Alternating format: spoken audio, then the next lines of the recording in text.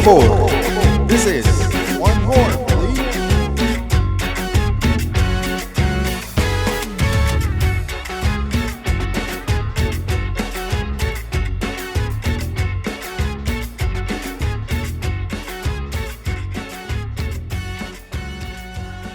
What was your first job? My first job? Yeah. I was working at the Pulga in Houston with my uncle. He has a print shop. So Okay. he does camisas, like custom shirts. Nice. Pero también vendía las camisas de equipos mexicanos. Y, like them cheesy shirts that have like half USA, half Mexico, like down the middle. A huevo. He would sell those. He would sell the homie shirts, like para los cholos. Yeah. Tenía un poquito de todo. And I remember he'd pay me enough to get a badass little lunch in La Pulga and maybe buy me myself something a little extra. But it was just like a family thing, dude. That's good, man. Yeah. That's cool. Yeah. ¿Y tú, Michelle? My first job was at Subway. Eat fresh. Eat fresh. Yep. I'm pretty sure working in the Well, food industry. I mean, sorry to interrupt you. How dare you? I wanted to put a little context to that. But since I was very, very young, my mom would take me to clean houses. So That's right. that's That's how still I a job. started doing. No, I think we have to differentiate, right? So like Yeah. first family job versus first, like, I guess Job. check. There you go. Cut that check. And then once I got my own money, then I was telling my mom, I'm going to go get my hair cut how I want it. So Oh, peace. Because I damn. have my own money. No more mushroom head for Michelle. That's good. That's good. You got jokes tonight. Hey, man. Hey, With- Without humor, where are we? We're just like dying of observing. we'll be on Twitter bashing players. Hey, there you go. Mm. There you go. What about you? Mine was I worked in like when we moved to Galveston, we worked in a place where you build birdhouses. Mhm. So they needed help in the summer, and I was like 15, so I was helping cut wood and everything. I never learned, like, outside of that, like, I never became a carpenter because I'm like, I don't want to do this forever. So I guess that's what also encouraged me to like get the degree, because it was hot. Yeah.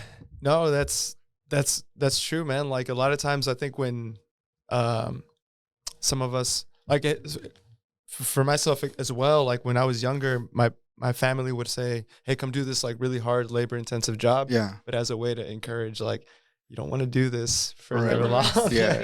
Yeah. Yeah. Yeah, it's when did you like first decide I'm gonna go to school?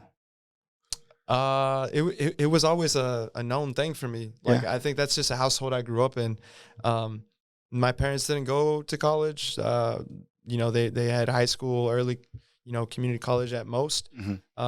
But they always made it like a reality in our minds, like that we were going to go to college and have a career, just because that was like their version of the American dream, and that was like instilled as my reality. So I never thought of not going, even though like a lot of my peers and people around me, they weren't even really serious about it until maybe high school. Mhm. Yeah.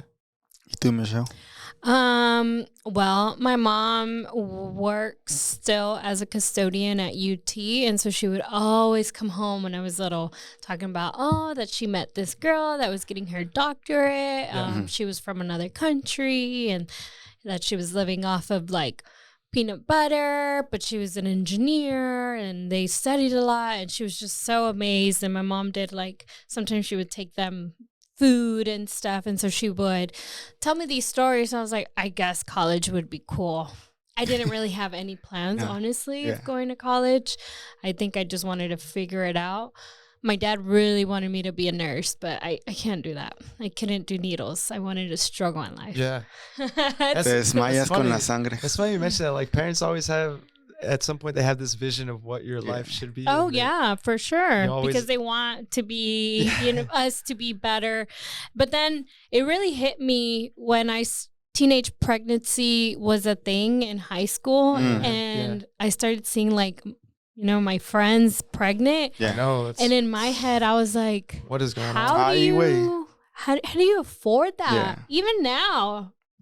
I'm like, Agree. how do you afford that? Do you get on map? Like, is that how do you pay for that? Because I could barely pay for my food, you know?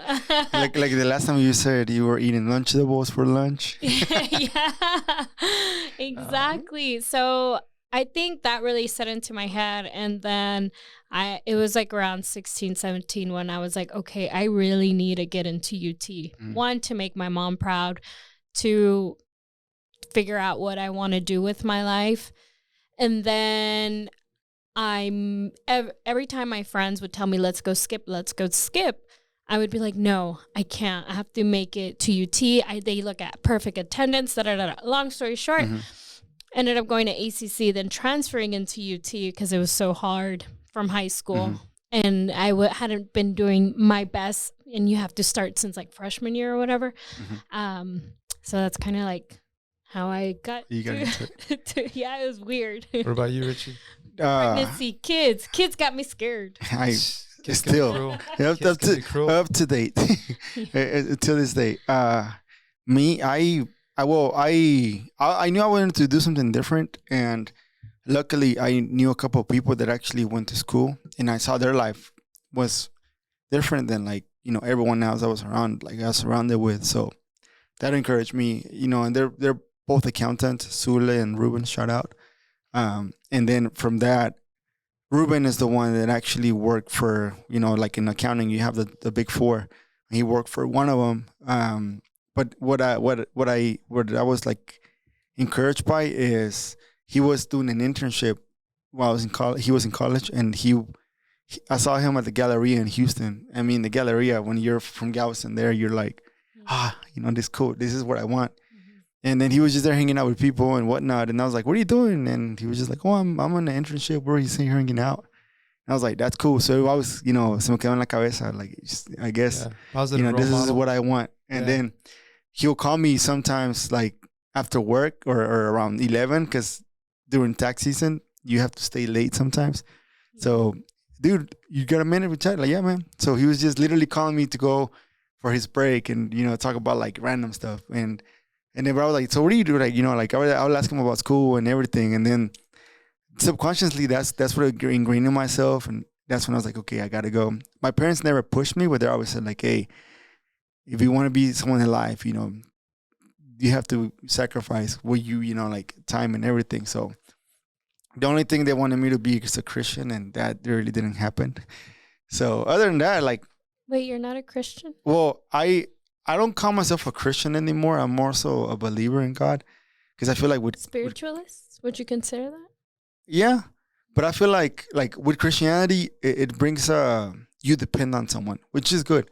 Right. But it's como que not all the time. Yeah. Como que también pone tu parte. Yeah. So that's why I'm like, I mean, Christian, we're all that, whatever. Yeah. But I still believe in God. Like, I think He's the creator. He's amazing.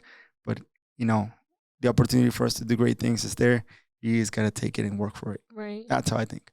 But yeah, like just seeing people like that, and then meeting more people that actually like had something different, that's what encouraged me. And not saying like, oh, anyone that went to trade school or didn't go to school, you know, they had a wrong life or whatever. It was just like, I wanted the 4-year degree, basically. Everyone has a different path. Yeah. And I was listening, I think it was on TikTok. I was listening to the speeches given yesterday for the FIFA awards. And the goalkeeper, you know, Dibu? El Dibu, Emi Martinez. Yes. My brother. He won. And he was just saying it during his speech. He was saying how, you know, people say my idols, you know, people always ask me who my idols are. And he said, my mom was the person I looked up to because she would work from 8 a.m. to 9 p.m. cleaning apartments. And my dad, he was, you know, just always working. He didn't really specify in what field, but it wasn't, you know, anything fancy. Yeah. And so now that hearing you guys talk, it's like, well, I remember back in the day when me and my dad would talk, I would be like, oh, I look up to this person and this person. But now that I reflect, and it made me think like, oh my God, I look up to my parents because they really gave up so much for me to even be here. You know, going to school, even having school as an option. I just think it's a beautiful thing. And I know a lot of people, may look up to Messi and stuff, but Right. I think as you get older, that changes a little bit too. No, definitely. And wonderful things to hear from Emi Martinez, El Dibu, because a lot of people know him for his antics, which are immature. What he did with that FIFA trophy. Is that how you wake up every morning? Putting it in his crotch. Like, people know him for that, for his shithousery. Yeah. But to hear him kind of state his respect and paying honor to his parents as his true idols is kind of a great example. And I think it resonates with a lot of us, including me. Yeah. Thinking of college, thinking of, our trajectory, my biggest role model in my life has been my mom through everything, just because she kind of instilled that love of learning and love of reading and just perfectionism to a certain extent in me, and that hardworking mentality. So I owe all that to her, and I always think about her and my father as well when I think about my idols. So that's cool to hear Debo's perspective. Yeah. Thank you for sharing that. Yeah, for That's sure. pretty cool. Yeah. And I mean, I didn't know him, and I'm not his biggest fan either because of that. He's got a lot of haters. But it hit a chord with me, and I was like, oh my God, yeah. Like, he's 100% right. And, when I was little, I would say Mia Hamm or I don't know, someone else. Right. But no, and it wasn't like it wasn't that his face expression was disappointed, but I knew he wanted to hear that it was him or my mom. And I was like, you little shit. Like calling myself like, ay, niña, huerca. My mom crossed the border twice. So, I mean, just with that, just a hero right there. And then my dad, he has a very calm sense of being and also very understanding. So when we grew up, a lot of my friends in the Christian world back then, they had strict parents. And my dad was not strict. He let us, nos dejaba ir la rienda, pero también si nos pasábamos de lanza, he'll call us out. But I think that's why I'm sort of like, I can be patient because I get it from him. And then whenever stuff needs to get done, I'm just like, all right, let's just do it. So I'm not like, what the hell, man? I just, for me is, why would I get mad? I just do it and that's it. Now, if I can't do it, I forget, hey, my bad. But I think that's what I got from both of them. Just the fact that I have my mom's from my mom I get the drive, and from my dad I get the tranquilo. A good balance. Yeah. Talking about balance, what did y'all think about Austin FC? All right, let's get. I guess we're gonna get into Let's it. go into the balance. Because there was a lot of high expectation. I had a 5-0 win.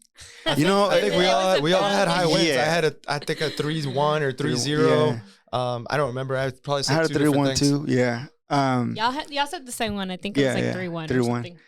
So as you guys know, before the season started, Austin FC lost 1-0. If you're in Austin, you've seen it a million times. Kipp Keller had 3 mistakes. I would say one of them was actually him. But the other 2 were actually not just him by himself. It was the plays. Before we get into it, you want to talk about game day experience? Yeah, let's talk about game day experience. So, cool thing is every year before the season starts, supporters, they plan a march and also they plan Tifo. And Los Verdes, La Murga did a march from Hop Squad, which shout out. Shout out to Hop Squad. We're drinking this delicious Dr. Mentopoulos right now, a Pilsner. I got the Lord Sanate. And I got the Crispy Clean. Salud. Dr. Mentopoulos. Thank you, Hop Squad. And then, Greg, thank you. We'll be recording a Hop Squad soon. And everybody was there. The march was there. I got there right before the... So... Luckily, I mean, because right now I've been taking care of my puppy, make sure he doesn't do anything, spend time with him. So I took him to the dog park and got it out of the way. I got there just in time. But my thing was just the march. And it was different this time because usually you march in the sidewalk. In this one, you actually marched on the street. Yeah, there was a police escort. So there was a police escort and they blocked the street just for the march, which was good. I think it gave a lot more room for people to chant and more open. And you didn't have to worry about having everyone stay on track because that would tend to I would say somehow this be a distraction. So now everybody was just focused on marching And for me, you know, like trying to get a picture of the, you know, the banner while people march, make sure it's straight. So I'm over here telling people are holding, like, hey, hold it tight, like hold it tight. Don't lose focus. You want to chant, yes, but you're holding this. Like you can chant like, you know, screaming, but make sure this looks good. So sorry to everyone. Like I was not trying to be an asshole, but I'm just making sure it looked good. Asshole. I am an asshole. But however, it did look great. Nah. So you have a vision. I have a vision. I got it from my boy Rigo. Rigo's the one that like I see his vision and I'm like, okay. Rigo like Prodigy. Rigo Prodigy. And, That's great. and it came out great because I wasn't just thinking of myself. I was also thinking of the other photographers that will come or anyone with a video. Of course. The last thing you want is when you actually have that access to walk in the whole street to actually do the best you can with it. And then good thing is everyone that was trying to capture it, we all know how to work as a team and we all like know how to not get in each other's way. Right. So it was great. And there was a lot of flags too, which is pretty cool. And that would, like say marching in the street, give you room for flags and chanting. No, man, the colors, the textures, the sounds, everything was vibrant and explosive and just ready to just get pumped into the stadium. And it really created a beautiful environment. I'm like a huge like conscious urbanist in mind, you know, like any day that we value the human experience more than the car, like we shut down a damn street on the way to the stadium. To me, that's a win just right there.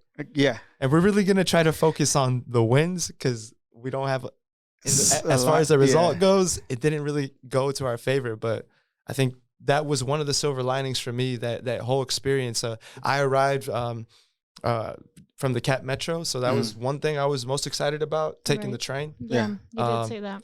So, yeah, it was perfect. I parked my car at the Lake Line station and I took the train down and people were excited. People were wearing their colors. People were chatting about the game.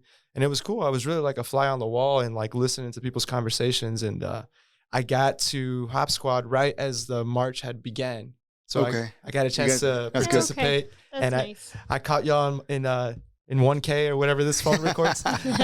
So I was nowhere near these professionals over here, but it was tight. Everybody that saw that video was like, "Damn, dude, I can't wait to experience that," or like, "I want to go with you next time." So kudos to everybody that puts all the time and effort to coordinate, organize, and create the artwork and sounds and textures of that landscape. Yeah, and then the stadium is there, you know, I mean, of course it's there, but, you know, we all get ready for the Tifo, which is a display by Fabian Rey, was the artist, organized with Los Verdes. About a good amount of people put effort into it and it looked great.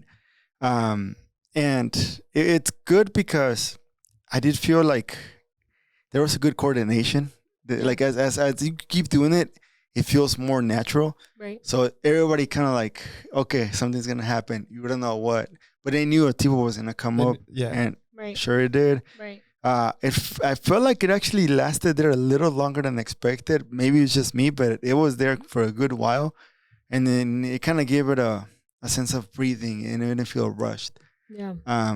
So a lot of amazing pictures just from a phone, from everyone, you know, catching it because it's a special moment. The game starts.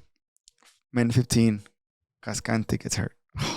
Before we minute go 15? into that, I think so, it was minute 9. Oh, God dang. But before we go into that, I wasn't there. So it was actually very cool to see everything. Even I think Los Verdes went live on Instagram. So I hopped on and I shared a 30-second clip on Twitter. But that looked really cool. It made me want to be there, but I went for some reasons that I can't disclose. If you want to know, please subscribe to the exclusive premium Otra, por favor. Patreon. No, it's not bad.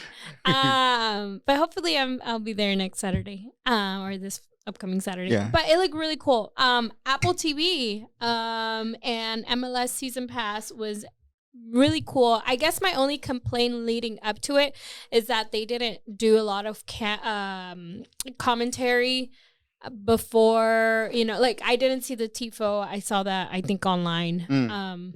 I think they had like a very quick snippet, but it was interesting and to hear that a lot of the fans were running into the stadium, and I think there was a line like 2 hours even prior for the gates to open. So it's really cool to hear. But I felt like I was so used to hearing Adrian Healy and Michael Lahoud and kind of give commentary pre-show.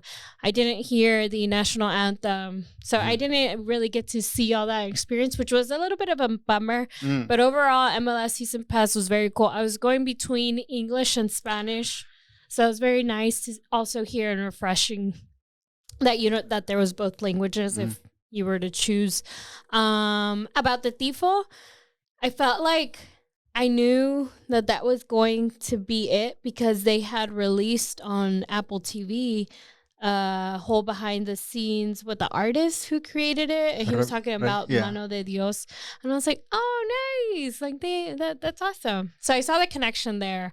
They did a build up beforehand. That's good. That's the one thing I was gonna ask. Man, I forgot to even ask you like, hey, what do you think, Michelle? How was it for you? I bet. No, you're fine. But so Apple TV, they didn't show most of the pregame stuff that they usually, and that's something like that's a big miss. Yes. Just because you're there and you want to get as much as you can like from that, whether it's I don't know, like because I did see the disc, but I don't know where it was actually live. Was it on the Austin FC website or it wasn't Apple TV? So I'm like, where was it? Being played. Are you talking about locally? Yeah, locally. So Austin FC and KXAN partnered this season to have Verde Lights, so it's an hour pre or two, but I didn't see that because I was obviously watching. So that's going to be interesting to see if people even tune into that show, because everyone's tuning into Apple TV. So locally, if you know that that's there, then great. But if you are just wanting to watch the game and are waiting for it to come on and you don't know about the local channel and the KXAN stuff, I think that's going to be a big blow to them. So I don't know if they could do a Facebook Live or something like over the air, but YouTube Live. YouTube Live. It's right there. Yeah. I don't know their restrictions. So just throwing that out there. I get credit for that. There we go. Hey, it works kidding. Out. But yeah. Yeah. I rewatched the game in Spanish, and oh my God, it feels so good to finally have commentators that actually care about the game. Yeah. And not just like, hey, who do we have, available, and put him in without any context of the game. Rodolfo Landeros was the narrator. Spanish language. With the analyst, El Pulpo, I forgot his last name, but he used to play in Chivas. And they did very good. They did very good. Like for me, just hearing them, it felt like, okay, I'm enjoying this. It doesn't feel like just a general ESPN college football, afternoon type of broadcasting. Right. It actually felt like it was there. Right. Which was there. Even Taylor Twellman was saying that because I know Alexi Lalas tries to be controversial and whatnot. I actually don't mind him, but I get it.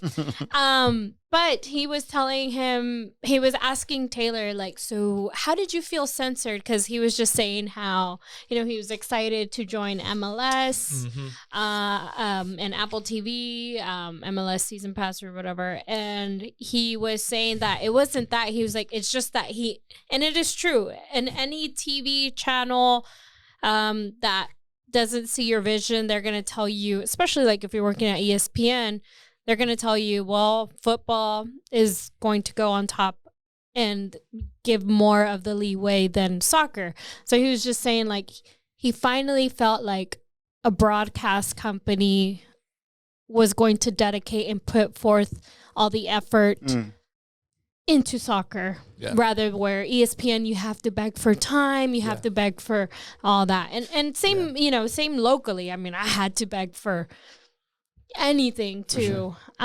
So I appreciate your comment about because I felt the same way. Like, Good. finally, people who like soccer are. I think Out there. if we think of Apple as a brand, it's always kind of pushed itself as a brand that represents individuality, creativity, Right. Kind of allowing people to voice their own expression in their own way. So it's good to hear that the Spanish broadcast is badass and that Taylor Twellman, someone who I find very passionate about the game and Right. is fully authentic at what he says, is happy and in a better spot than he was at ESPN. Yeah. Because one thing is for sure, I've never liked any of ESPN's platforms. To Yeah. me, like they've always been very complicated, very hit or miss. Do you need ESPN? Do you need ESPN Plus? Do you need ESPN in Español? Do you need? Yeah. It's just like so. And here it's just Apple TV. Ahí está. Apple TV MLS Plus. Boom. Now, if we have T-Mobile, which, this is sponsored by T-Mobile, you get it for free for a whole year. So it's good. I was able to sign in, use the code they give you to redeem it and watch it for the whole year. Perfect. Yeah. For sure. But now let's also just talk about more in the game. You want to get into the game? Let's get into it. Yeah. How can we approach it? Because it's a tough one. It's a tough cookie to swallow. Well, Pero someone asked me what my opinion was of the performance, and I said, okay, well, overall, they got schooled. Austin FC got schooled by St. Louis. I thought that they were playing too offensively, and they couldn't find a rhythm in the beginning. I mean, throughout the game, really. And then obviously you have Cascante that went out, and then that created a whole nother problem. Mm-hmm. And then, St. Louis in the counterattacks, they seized their moment and they scored because of a very weak defense that it wasn't a total surprise because they didn't do enough, I feel, in my opinion, during the off season. And then they let Romagna go 2 weeks ago. I don't know. Which is looking like a huge mistake now. Right. But Yeah. I mean, hindsight is 2020, man. I think credit to St. Louis, man. What an amazing way to start a franchise.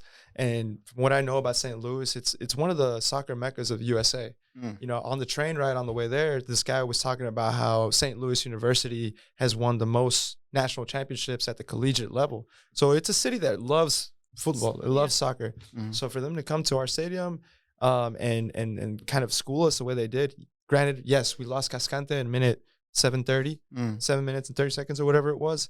And in comes Kippy, the young 22-year-old, barely any playing time in the preseason, barely any playing time last season. We asked him to fill shoes that he wasn't prepared to fill, honestly. Right. And he had a terrible night in the office. Yeah.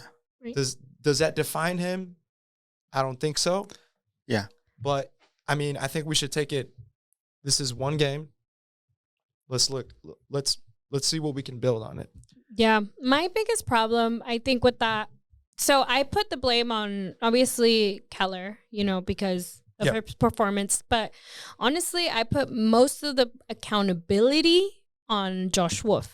Agree. Because I saw his bench and I was like, he doesn't have another center back in my head. This was way before. This was when I first tweeted, and then I saw Ring, and that's obviously a whole nother conversation that was benched. But I didn't see the new guy, which I brought up last. Amro Marek. Tarek. The Egyptian. Egyptian guy. Granted, he didn't have a lot of playing time with the Red Bulls, but he's 30 years old. He's played. Experience. He Yeah. has experience. Has physicality. Right. And so you put Keller, not that Keller doesn't deserve it, but I would have thought I would have seen him against, in Violet. Yes. Yeah. The Dominican team. That The tournament. Haitian. Right. Oh, Haitian. Anyways. I do agree with you on the Wolf part. I just felt like it went back to, you remember the game where we went to travel in the first season, traveled to Dallas, and it was like improvised lineup. Right. I feel like the same way for this lineup. You think this was an improvised lineup? You know why? Here's the reason why. Because how many games are in the preseason, right? and then you're trying this like Wolfito in the middle, and then you Sardes in the front. Coleman, that you bring him back, he did okay, and then like in the defense, you have Cascante, but say Cascante, and Leo Bison, obviously because of Gables and left, and then you have your top three: Rigoni, Fagu, and Driussi. I mean Rigoni, Fagu, and Sardes. But I just feel like I don't know what it was, the work, the strategy, what he really wanted to implement. I know he wanted to be more offensive. Right, which they were. But they weren't calm. I felt like they were nervous going back to Kick too. Yeah, they were nervous. And then you have that. And then for me, I would have gone with a little more secure path of having Rink in. Just because, because the first he's a veteran. He's a veteran, and he's your DP. Right. I think, honestly, with the few minutes that Ring showed up, I don't think he looked that great. Yeah, but I think I know he has more experience than Wolf. Yeah. And Wolfito, and I know Wolf had some mistakes, but I saw kind of glimpses of good stuff there. Like if you look at his pass completion percentage, he has the tools, right? And this is game 1 of the season, right? So this improvised lineup, if to me it's not that much improvised, and doing it in game 1 to me is okay. I think it's fine. See, he put out the lineup that we all agreed that should be put out for this game. Because I think we all kind of agreed. Because I kind of said the same lineup. I think that was Ring. For me, it was Ring instead of Wolf. I didn't want Colemanich. I wanted right. I think that was the only. I wanted Gallagher. That was the only difference. The only difference that we had. Now that I think about it, and now that I see, and I'm like, well, duh. Doesn't make sense to put Sardes in when he hasn't even played, and there's a built-in chemistry between the Urruti. Driussi y Fagundes, right? Yep. Se conocen, son cuates, son hermanos. And no one asked him that in the press conference, and I was like, come on, guys. I know they asked him about Sardes, but you need to rephrase that question and ask them why put someone who is still trying to create a chemistry, offensively. And instead, you bench the guy that already had that. I don't mind putting Sardes in, but I think honestly, moving forward, he should be benched and then come in. And the thing you say with Sardes is, as a striker, it would be different if in the preseason Sardes was scoring and killing it. But okay, maybe Urruti was not really killing it towards a good part of the season. Pero la química está ahí. Right. Se conectan y boom, de volada. And last season was last season. This is a way, new season. Preseason is even preseason. Yeah. So it's clean shape.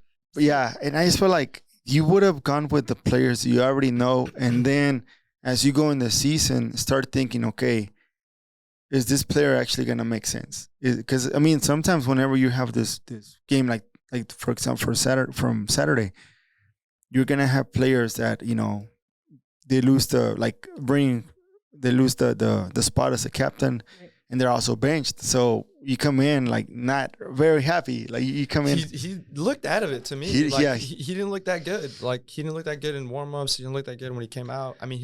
He was put into a shitty situation, right? Yeah, getting thrown in to try to spark something up, right?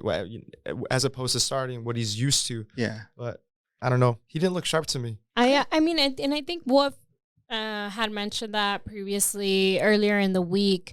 He had said that Ring's health, or I don't know, something was in question. And, but if I'm Ring, I put myself in his position.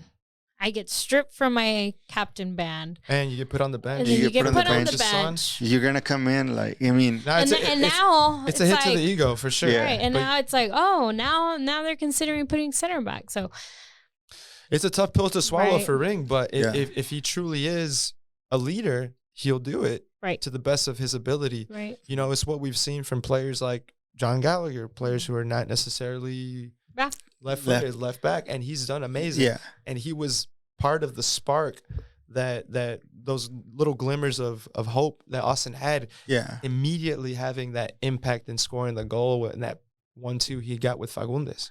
I hope to see him start because I think he Mr. Gallagher, he should. But I think Keller should be also starting.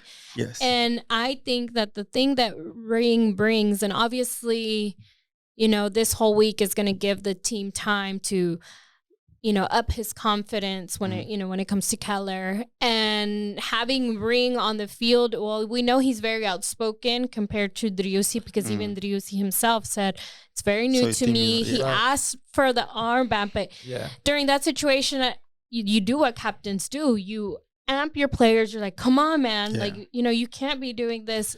Be sharp. Definitely. I think Driussi is probably more a captain akin to what a Messi is on a team. Messi is not very outspoken. I mean, as of late, he's been in his later career, but traditionally he's always been kind of soft-spoken and just more about his ability, that magical spark, which Driussi showed us with that magical floater chip finish that he did to score the opening goal for Austin. And that was a big positive. And I think like for this next game, Rodolfo Landeros, he said for the next game, start Keller. Right. Because you need to give him the confidence. Yeah, he had a shitty game. You need to give him the confidence. But like, I want to add to that, start Keller with the player that you already know can come through, and you already know has been tested in tough situations where you need to come back from, a bad result. Ring. I would switch, siento a Wolf, pongo a Ring, and I put Gallagher back in the left, just because at least I know with Gallagher, he's going to create something. Right. Se la va a sacar de la manga. Him and Fagu, they play well together, and it's easier because you also don't, like, say, one thing that I heard is how the reason, there was a strategy change for Fagu to have him a little more inside the pocket, where last season most of his creativity came from outside and cutting in. Right. It's como que why try to fix something that it's not broken? Right. Definitely. I think Wolf did overthink it for this game. Yeah, and then here's the one thing with Wolf, great guy, good coach, but it should be a learning lesson not to overthink and overcomplicate things. Keep it simple. Trust your process. What you've been doing. You want to add offensively, but do it with players that you already know are there. And I know Wolf is gonna Owen's gonna have his moment where he's gonna be the leader of the team. But I feel like at this moment, I would just sit him and let Ring come in. Yeah, just because you need someone to keep Keller calm. Yeah. And Ring is the only one that I feel like in the midfield le va a calmar. Claro. Because Danny Pereira is good, dynamic player, pero no es un líder como Ring. So that's what I would just do. Man, but Danny might not be that leader, but man, what he showed me at this game was incredible. Yeah. He did it really. His pace, his aggressiveness, his even some of his long balls were amazing, dude. Yeah. I thought he had a pretty decent game. He was one of the silver linings for me too. The only way that I saw St. Louis stopping him on a counter was chopping him down, man. Es la única manera de parar a Danny, these guys were physical, dude. Like they were physical. They were physical. I think they looked at our lineup, they looked at the midfield, and they probably chuckled like, "Damn, dude, they're really." You got two, which is fine. Porque tienes a dos chavitos. They're underestimating us, aren't they?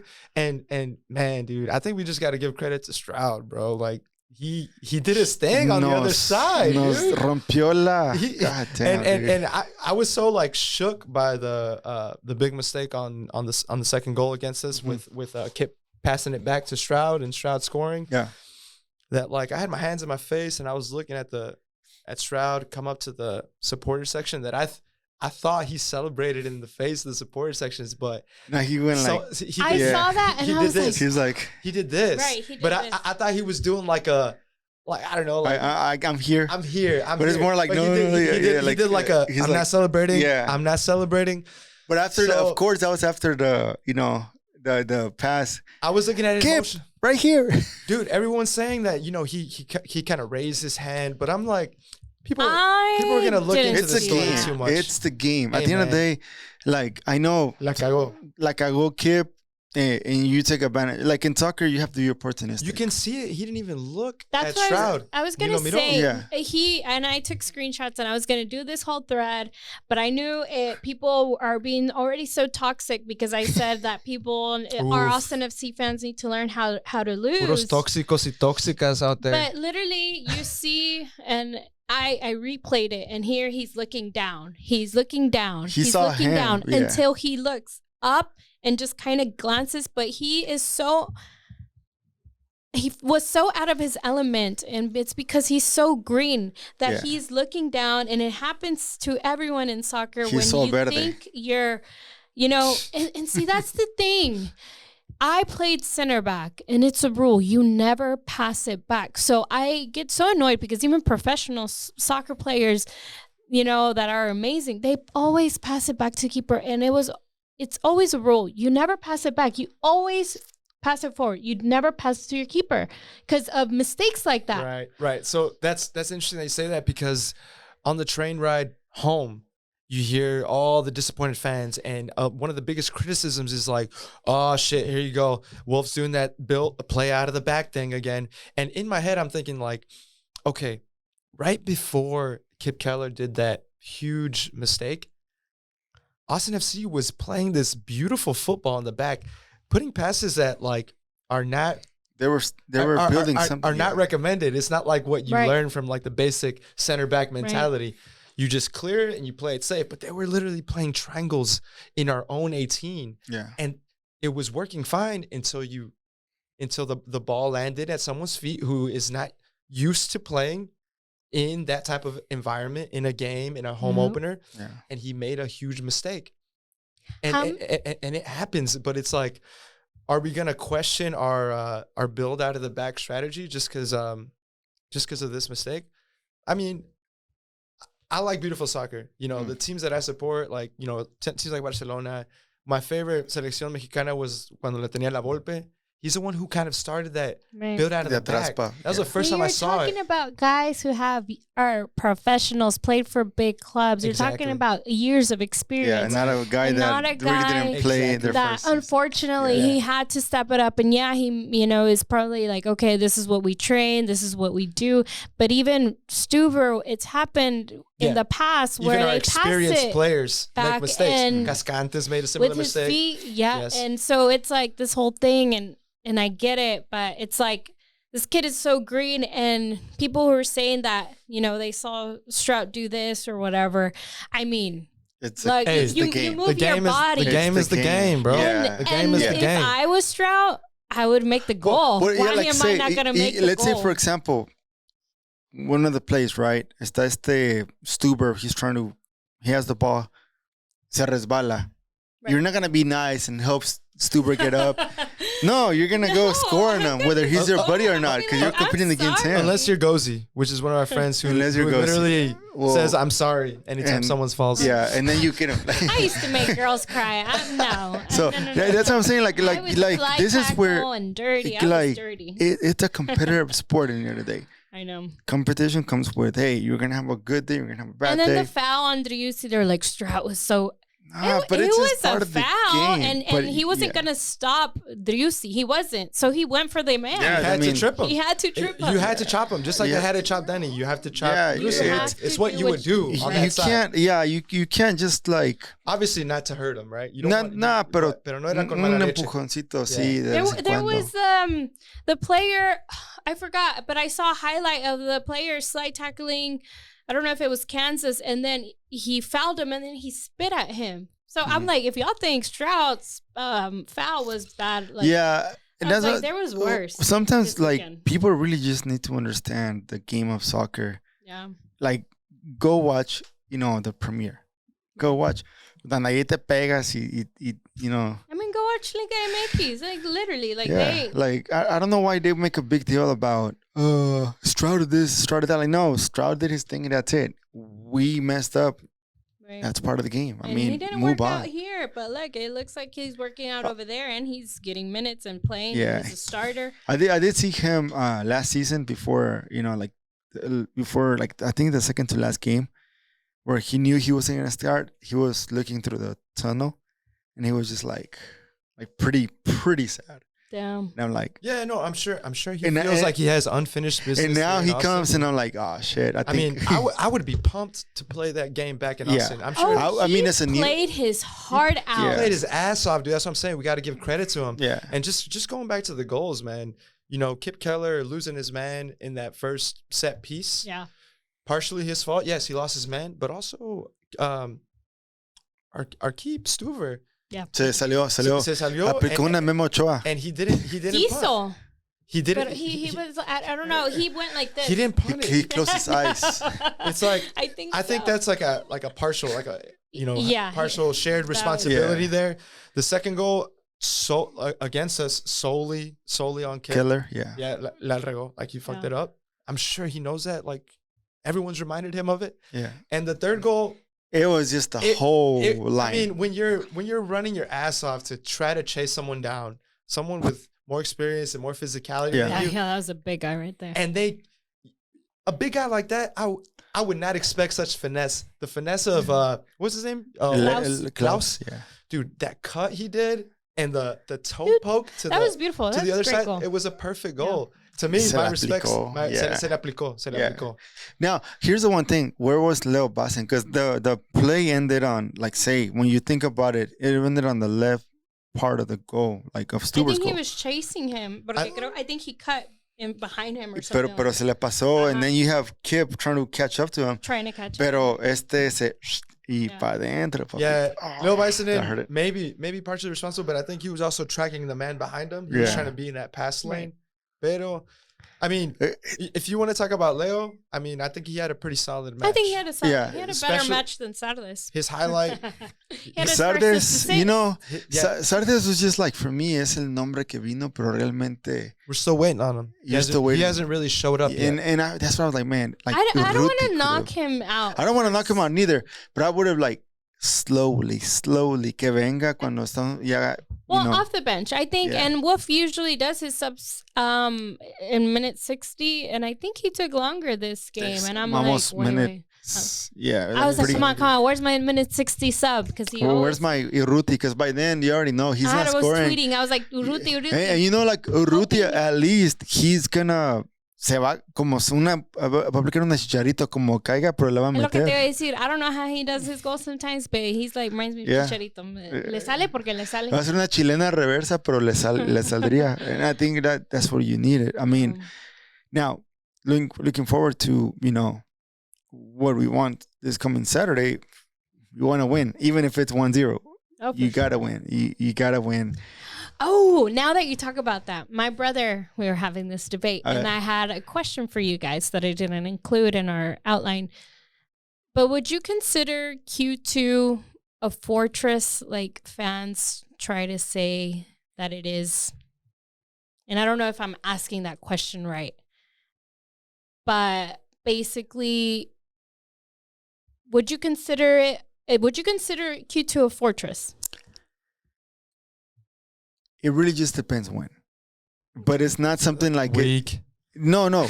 I know. The thing is, No, it's. no, sí o no? Yes or no?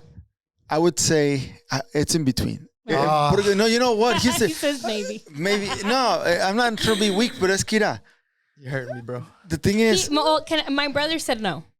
I would say the first season, no. The second season, yes. This season, I don't know. Okay, you? I think it's a fortress. Okay. No. Supporter-wise, you know, that's another story. So here's the thing. He said no because a fortress is when a team dominates at their stadium. Yeah. Right. The club dominated, had the best record of winning games away. The first season. Yeah. No, And the last second season. season, Uh-huh. yeah. And last season, and they had the most difficult time winning at Q2. Mhm. It's a fortress for the fans, like you said. Like they're like even St. Louis fans were saying like it's amazing atmosphere and all that. But it's been very difficult in the past for the team to win at Q2. It's a fortress that everyone enjoys. Everyone has a good time, has a good party, but gets disrespected. You know, the party guests hacen lo que quieren.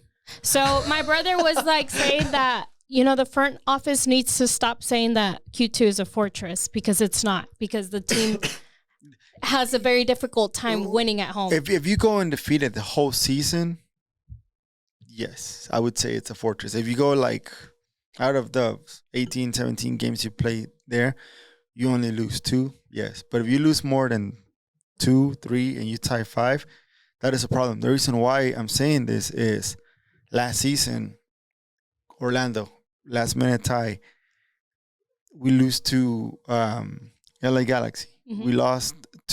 We did beat, with the GTS hat trick. Right. But then closing the season, you lose to Colorado. You barely beat Real Salt Lake in penalties. The atmosphere is there.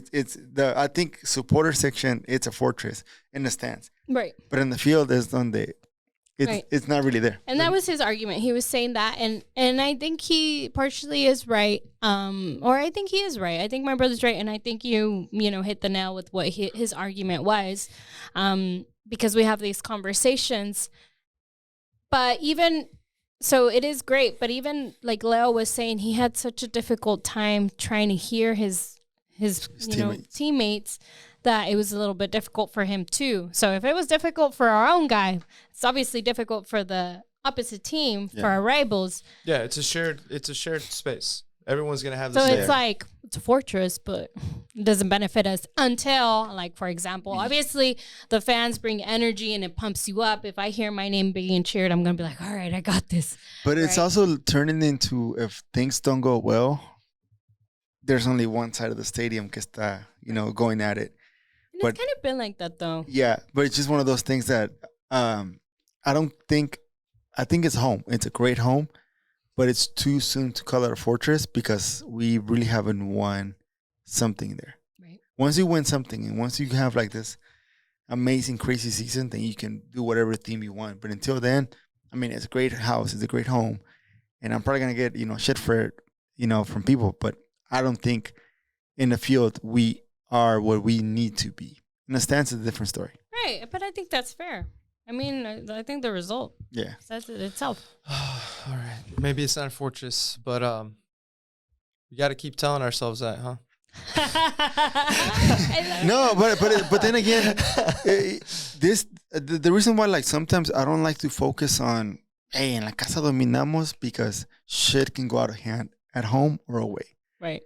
And especially in the MLS, it's a league that it keeps to getting a little more competitiva. Mm-hmm. All the teams are pretty close to each other, in competition. You don't know what can happen. For sure. It's not like, say, in England, you only have Barcelona, or in Spain, Barcelona, Real Madrid, Atletico sometimes. In England, you have your top 8.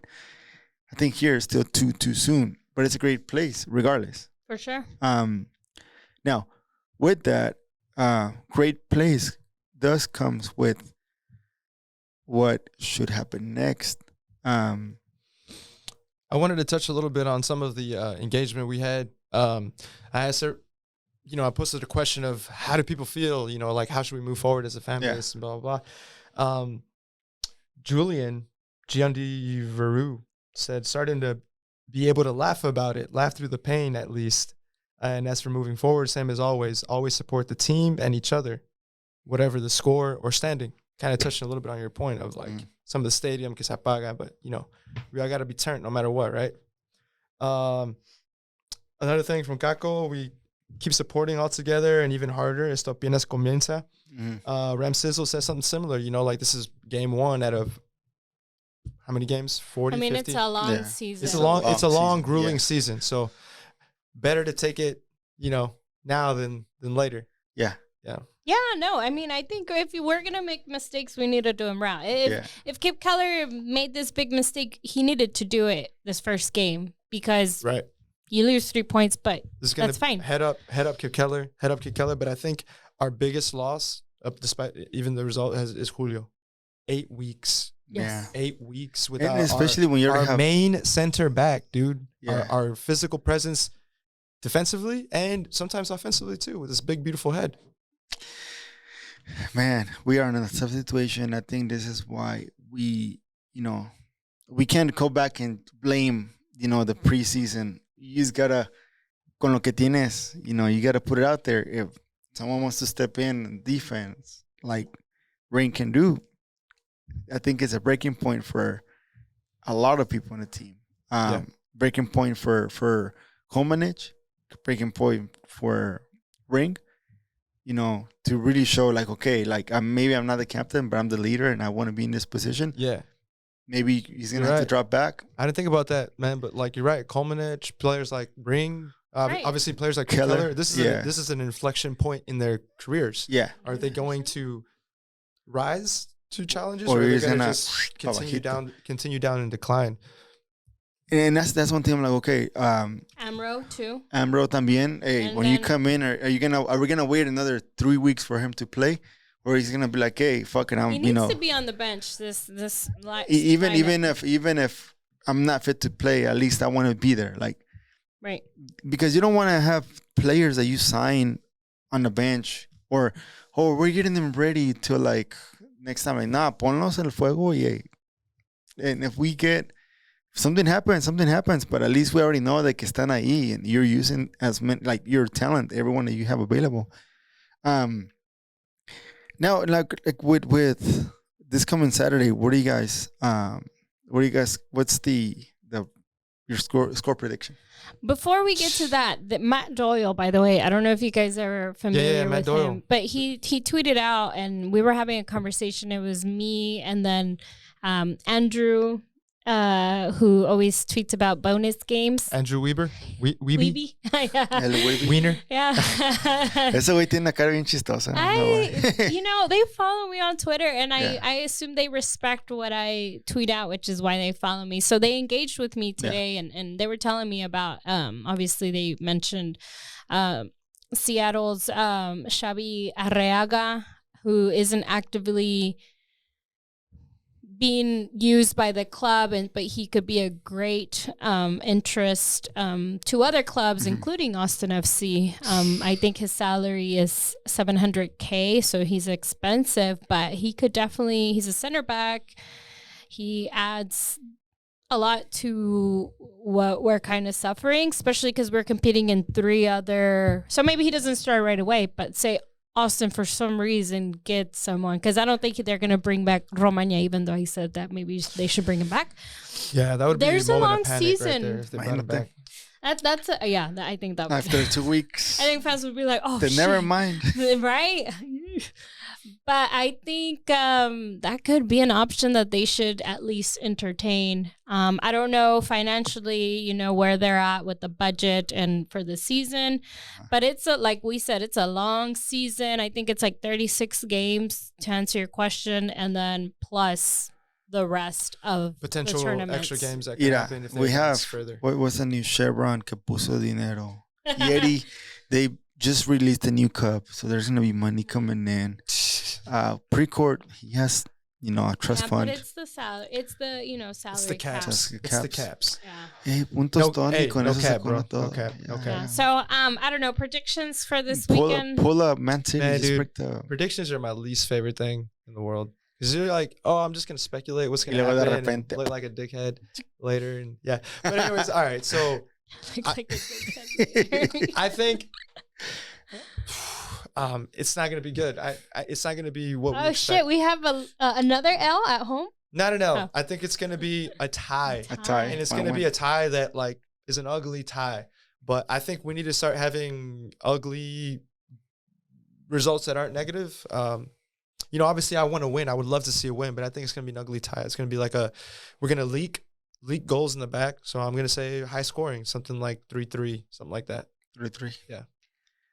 Okay, I got 2-1. Austin wins. 2-1. I think I'm in the 2-1. I'm close, high scoring. We're gonna win. Se va a sufrir, pero va a ser pinche, pero seguro. Okay, you have 2-1? 2-1, 3-2, 4-3. It's gonna be a difference of 1. Oh, okay. But the reason why is because covering all the bases, I know, he bro. really is. The reason You're why a little cheater. I'm not gonna go to Vegas with him. The reason why is because we have players that can score. Yeah. Fortunately. So I mean, she got her hand. We at least got Richie that can pull a couple magic tricks and meter dos. Y luego Druti will come in. And then Rigoni is gonna just score. Still waiting.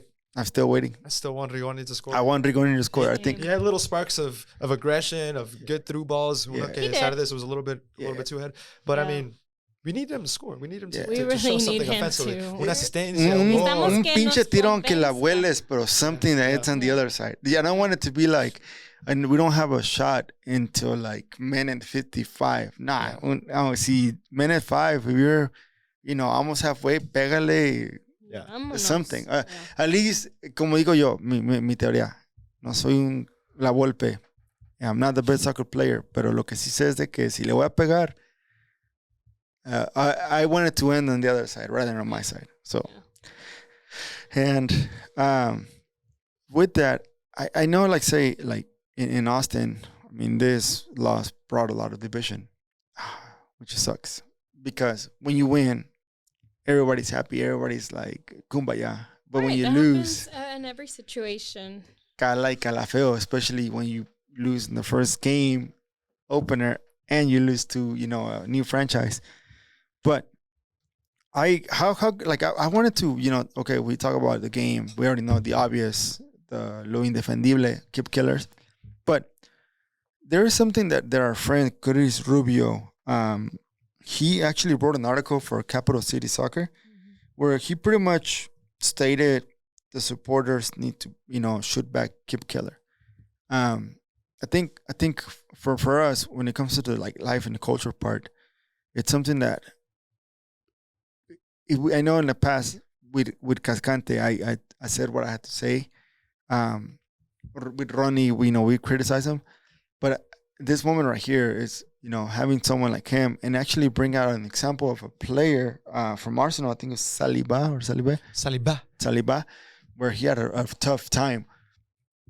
I say personally, the teams that I supported, Miguel Layun, for example, tuvo todo es culpa de Layun, le metió 4 a Santos una vez. and todo es culpa de Layun in 2000, in the early 2000s, 10s. But instead of that, bringing him down, he just took care of himself, took care of, like maybe going to see a therapist. And wait, for people who don't know what you're talking about, what happened?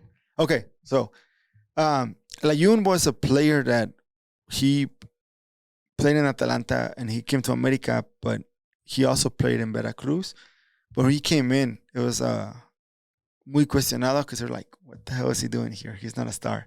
He's not the typical American like star back in the days. Right. So this guy right here, he pretty much didn't have the best career. I would say the first part of his career, it wasn't like the best. Right. And everything that would happen in America, whenever they would not make it to Liguilla, it was blamed on him. There was even when they played Barcelona in Dallas, America Barcelona, I was there, and ESPN did a kind of like a parody of like todo es culpa de Layun, like the goals that they scored, everything, and even like mocking like even the players didn't want him to be like in the hurdle or every time something happened. Tough. So, but I know it was just like a parody, but a lot of it is just like who knows what the players say to each other. But he had it pretty rough for a while, and when America didn't make it to the Liguilla at that time, people were like, hey, he needs to get out. Reminds me of Cascante, honestly. Reminds you of Cascante, exactly. Mm-hmm. How he's been treated here. How he's been treated. Pero he trained hard, se puso las pilas. Right. Piojo came in, como que le dio un aire fresco. Well, Piojo does, of course. Of course.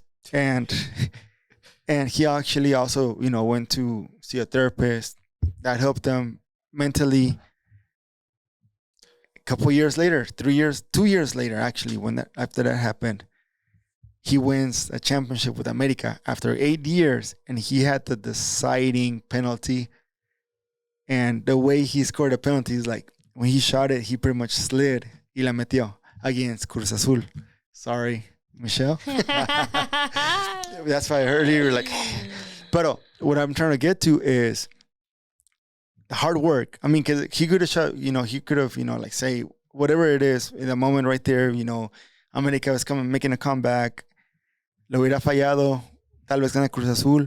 But that game right there just pretty much determined his career from then forward. Right. And I mean, he was here in Austin too. he was Austin almost scouting him. Very close. What I appreciate about Layun's career is he dio el salto. He decided to go to England and play in a second division team in the championship, and it ascendieron a primera división eventually. But like he went to do something that not a lot of players would do. In a league that's hard, that's different, that the language barrier, championship league, not the EPL, not the EPL. Yeah, you're trying to go up to the EPL, and he had a degree of success, and he had a degree of success in the national team too. And he overcame those World Cups. He overcame those obstacles that he had in his early career. So I think what Rich is trying to get at is like el fútbol da revanchas. Exactly. So if I were Kipp Keller, I would be so excited and like just wanting to fucking play immediately as soon as possible. I would be pissed off if I was him.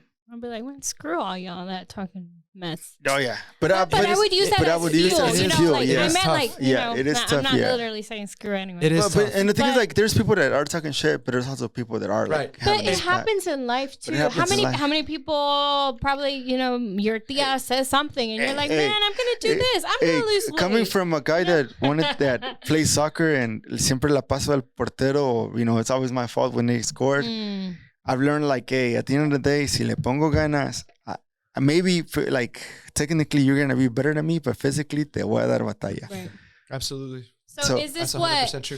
Cap City? Yeah. Going back to Chris Rubio, man. Credit to him. He wrote an amazing article talking about supporter. What is the true meaning of being a supporter? Yeah, right. And that we're kind of like obligated to back Kipp Keller if we are true supporters, because this is when he needs us the most. If you're a level-headed, healthy supporter. But that's the thing. Because there's extremes to everything. Right, there's extremes to everything. And there's also people that say, I paid I paid so much money. I have my right to say what I want to say. Do. And yeah, absolutely true. You do have the right to do whatever the hell you want to do. But are you a supporter? No, you're not. Look at the word. You're a payer. You're just of your ticket. You're just you're making pre-court money. The bourgeois. But for me, it's like, okay, if we're gonna have the mentality, it's like, why even go? Like, if we're gonna have that shitty mentality of like, oh, I pay for my ticket, it's my seat, whatever. Cabrón, quédate en la casa. Like, okay, if you paid $100, sell your ticket for $120, so you can make your extra $10 and you can stay home. And we don't need that shit, basically. Yeah. But I mean, we still do need like a push for accountability and a push for like the players to improve. Definitely. But we can't just something happen. Yeah, oh, this motherfucker should be out. Keller out. It's like, dude, apenas empezó la temporada, güey. Tú estás sentado con tus 5 cervezas y no haces ejercicio. So would people be okay if they mess up at their job, be fired right then because they messed exactly. up? I mean, we all mess up in life. And sometimes I've messed up big time in my past. Hey, I'm 38 and I still mess it up plenty of times. Mess up every day. Exactly. Mess up every single day. Yeah. I tell myself every day I hit the my ceiling or whatever. What is this called? The board. I don't know. Every time I leave the house, I say, "Don't get canceled, Michelle. Don't get canceled." And then I go to Twitter and people are like, "Damn, you're wrong." Even Evo Mopac, shout out. He tweeted at me. He was saying how wrong I was, and I was like, "No, I still don't believe this narrative of Stroud is a villain." No. Stroud is just doing his job. Sorry. Hey, man. Stroud is doing his job. I stand by what I said. Yeah. We can have difference of opinion. Hey, even like say, for example, it was the deciding goal y de repente la mete uno con la mano from Mars and then we win the MLS Cup. He's my hero. Like, it's opportunity. Si no la viola hasta que el árbitro pite. Yeah, but, dude. So I just think... And to end this, Kipp Keller situation, I just think that when I first saw him and he got drafted, I saw how hungry he was when he got on the field. He was so aggressive. And, he reminded me of an old teammate that I had who would just go out and give it their all. But I felt like his confidence also probably got knocked down. And this is on the coaching staff. And I'm not just blaming Wolf. This is on coaching staff, that they didn't loan him out last season if they knew that they weren't going to use him. Because when you stop doing your craft, which is hit for him, is playing. He wasn't getting the then your reps. confidence kind of gets low. I mean, I haven't played soccer in years, and if I get the ball, and I wasn't bad at soccer at all, I'm trying to brag. But if you put me out there, I'm gonna get nervous. I'm gonna be like, oh man, I'm gonna. You mess have up. the limelight. As much people say like, oh, well, he this and that. Like at the end of the day, he hasn't played an actual game in. So your confidence gets knocked, and so for him to be the only center back on the bench, where honestly, this should have been a lesson from season 1 when a lot of our players got injured and Wolf didn't know what to do because he didn't have enough players. So we find ourselves back in the same similar situation. Yeah. Mm-hmm. So it's like kind of put your shoes and see it from that point of view, and then reconsider if you would still feel the same about him going forward. But I definitely think he should start next game. Yeah, I think he should. And that is my piece with the Keller situation. Thank you very much. Like, subscribe. And share. I think that closes it well. Should we go on to some days of more glory? Glory, Man United? God damn it, dude. It was a good, like, sports wise, it was great for some people. For me, perdió el Austin FC, perdió la América, no, empató la América, perdió el Barcelona. Y luego perdió el Liverpool. Manchester United won the cuppity cup. Now, I'm going to bring it back to Mexico real quick, just so I could give a shout out to Tuca Ferretti, the best coach that ever was and ever will be. False. He has Cruz Azul, and this is going to be so exciting to see. God. Oh my God, Tuca. I hope Tuca can do to Cruz Azul what Eric Ten Hag has done to Man United. Oh, yes. Brought a team of a lot of history, a lot of old glory to its prominence. Because which cup did they win? They won the Carabao, La Copa Carabao. It's supposed to be like the second most popular energetic drink in Thailand. I know we're talking about shitty sponsors, but dude, you have to start somewhere, right? Yeah. And a lot of people are downplaying this cup, but it's one of those things that, like, if you're not playing for it, it's not important. If you get eliminated for it, it's not important. But if you win it, for sure. Especially like a team like Man United, who hasn't won anything in 6 years till this past Sunday. So I was beyond the moon that they beat. Koke, congratulations. I was ecstatic that they beat Newcastle United at Wembley 2-0. Goles de Casemiro y Rashford, who continues to score, who continues to be on fire. And just like speaking on Rashford, previous to the World Cup and like maybe prior seasons in Man United, he was very criticized. Calmadito. He hadn't been scoring a lot, and sure. And now he's just taken off on this incredible streak. In the 2021 Euro, he pretty much got shit on for missing the PK. But I mean, hey man, tough, man. I'm glad to see someone like him actually having a breakthrough season. Yeah, and he's done a lot of humanitarian stuff for the city of Manchester.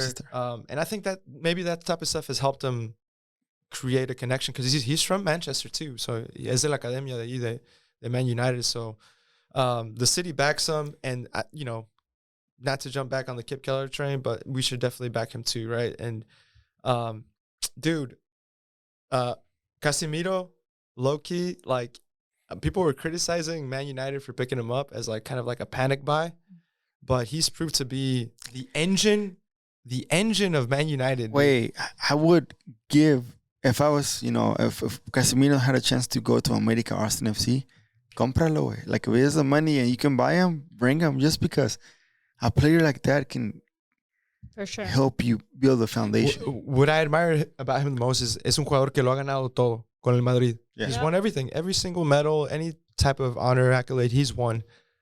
And to come to Man United, a lot of people thought he was just coming for the bag, which I'm sure that was a big motivation.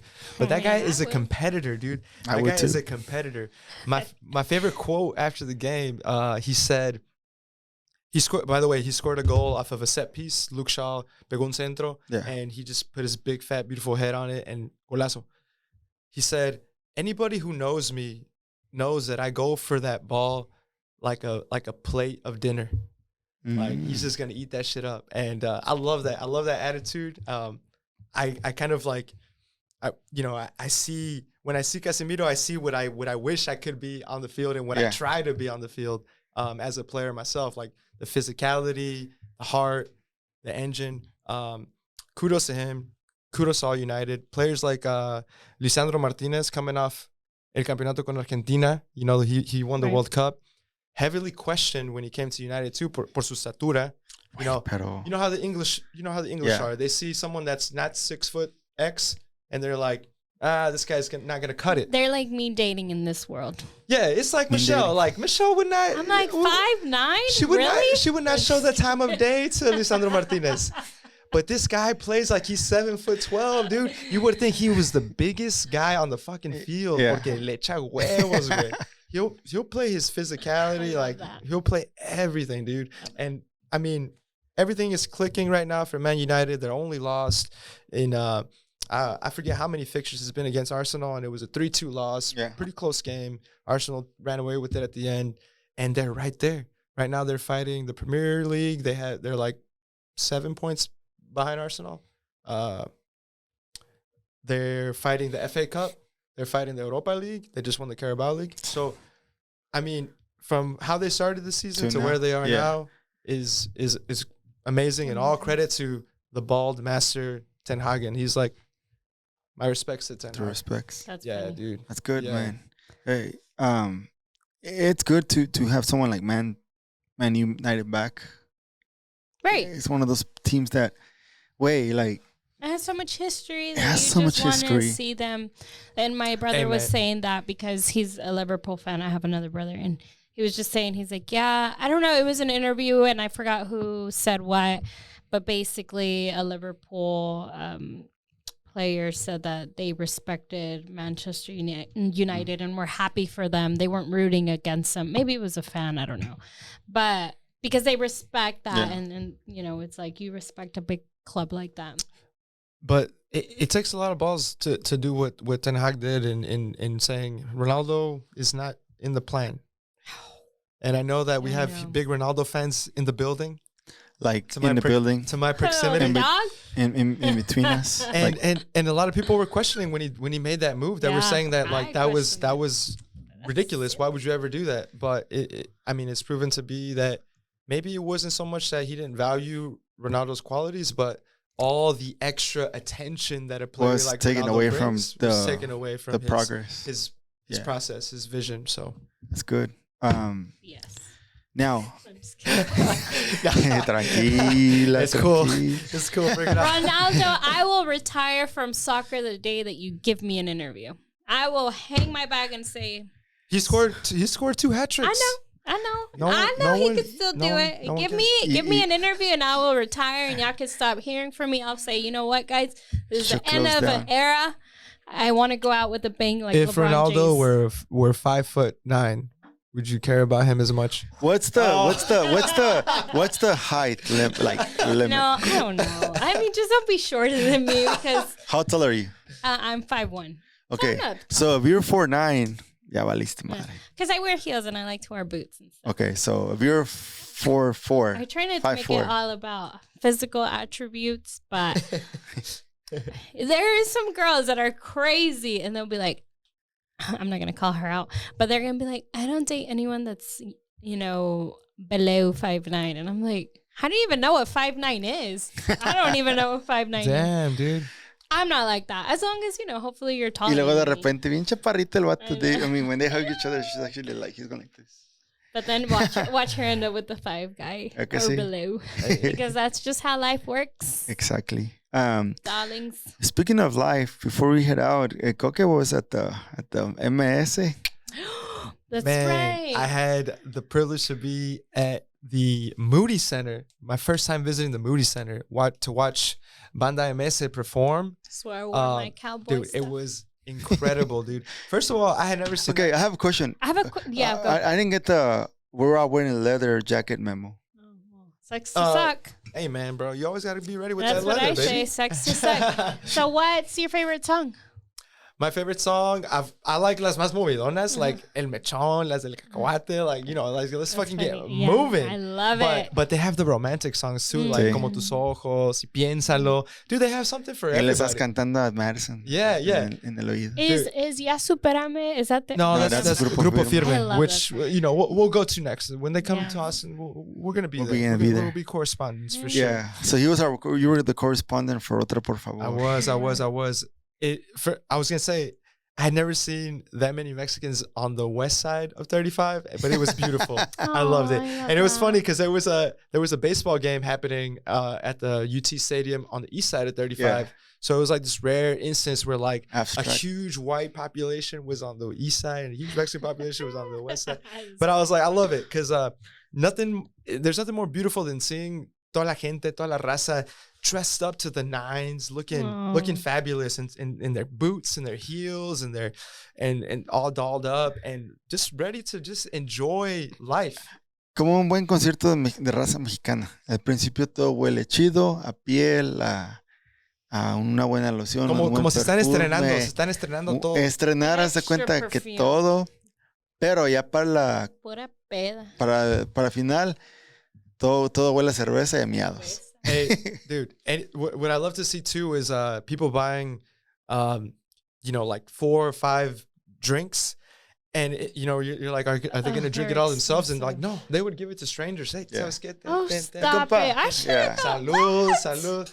Everybody was dancing. They were trying to dance with the security guard, trying to get them into the mix. It was awesome. And honestly, Banda MS does a great job of having something for everybody. They even performed their song that they had with Snoop Dogg. Yeah. I'm blanking on the name. I know what you're talking about. But they actually had a Snoop Dogg mascot do the rap portion. It was actually hilarious. Oh, that's funny. So, Yeah. you know, like, Fuerza Regia, they were here in, I would say, November or December. Yeah. But it was like a bunch of young, you know, like the younger eran más generation. chavalos. Más chavalos. Right.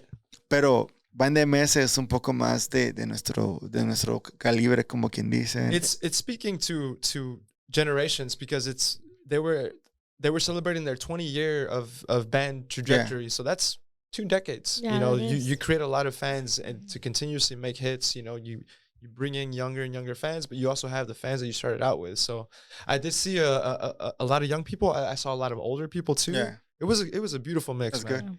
good. Because Fuerza Regia, it was funny because everyone that was younger, they were already like pretty much out of it. Yeah, that's funny. My cousin went, and it's funny that you say that because it's a lot of the people that probably went, which is like her. They have kids and they really don't go out much, and I know that she doesn't really go out. So I'm sure it was a lot of like couples that Definitely. usually work or Yeah. whatever, but they took the night off and they're like, I'm gonna good. treat myself, There we go. Right. which is nice. That's Love good. That's that. good. I love to hear that. Yeah, I think I'm glad you went, and I'm glad you took advantage of the opportunity. Of course, man. Pues sí. And, hey, well, Que viva, A viva huevo. la música. Que viva la hey, música. que viva la música. Y que viva la cultura mexicana, man. Sí, pues. Honestly, A huevo. it was incredible. Tuvieron una canción, o varias canciones where they took out a whole mariachi. Yeah. Because for those of you who Love don't know, that. Banda MS is already like a 20-piece Yeah. plus band. Brass, trombones, trumpets, tubas. But for a segment of the concert, the majority of the band, went backstage y sacaron un mariachi and they did some kind of traditional, more, traditional mariachi songs. Creo que hicieron una canción de Chente and I forget what else, but that was nice. It was truly like a celebration of Mexican culture. And that's stuff that we got to be proud of, and it's nice for them to come to Austin, and not only that, but to come to the Moody Center. Yeah. This place, not to knock on like these other venues that are like kind of around town. No, that's important. It's important for Mexican It's culture, our Toyota Center. right, to be represented Yeah. in like the premier arena of Right. Austin. So kudos to Banda MS. And there's Supportive. there's more to come, like when it comes to stuff like that, because we've done like Los Temerarios, Los Tigres del Norte. Yes, sir. So man, we're excited, like this platform So allows to us go to go to these places, and For sure. if you guys see us around there, say hi. Don't be a stranger. Don't be a stranger. Well, on that note, where can people follow you on Instagram, Twitter, etc., etc.? If you have a personal one, if not, it's Otra, por favor. Yeah. Richie con 85. That's my Instagram. Richie Contreras Plaza. That's my Facebook. I completely forgot how my handle and Twitter goes, but yeah, those are the ones.